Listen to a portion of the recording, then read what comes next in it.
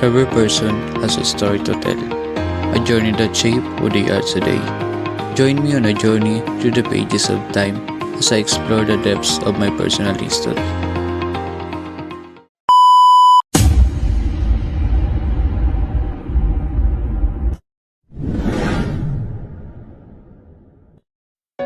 Hi, ako si Joshua Isuniles.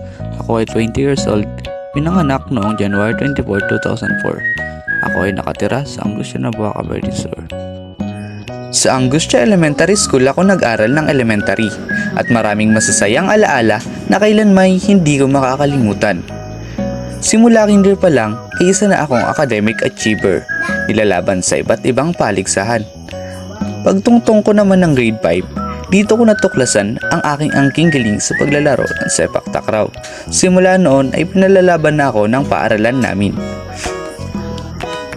Nagkaroon din ako ng maraming award noong graduation namin noong elementarya.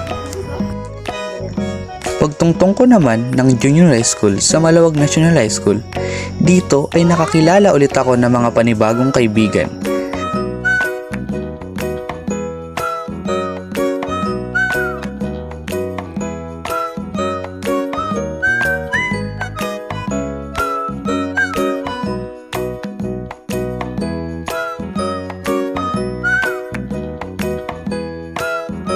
Dito rin nahasa ang aking talento sa pamamagitan ng pagsama ko sa mga paligsahan.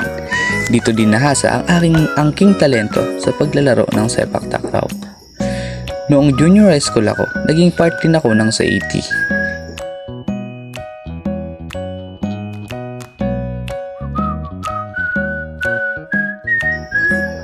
Nakapagtapos ako dito na may mga nakuwang masasayang alaala at isa ring achiever.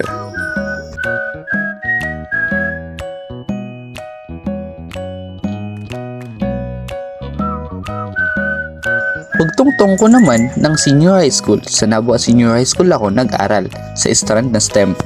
Dito ay nakakilala na naman ako ng mga bagong kaibigan. Nagkaroon ng masasayang alaala at mga di malilimutang pangyayari.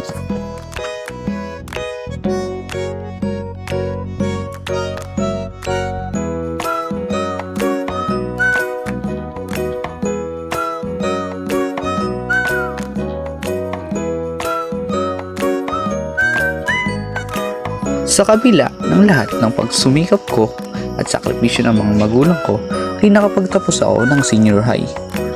Pagkatapos ko ng senior high, ay napunta naman ako sa sunod na paaralan. Yun ay ang CSPC.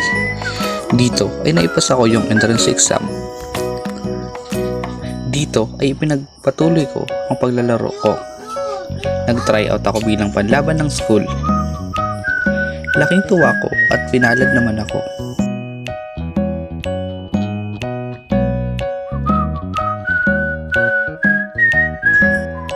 Dito sa paaralan na ito ay mas marami akong nakilala ng mga bagong kaibigan, mga bagong kaalaman at mga alaala na hindi madilimutan.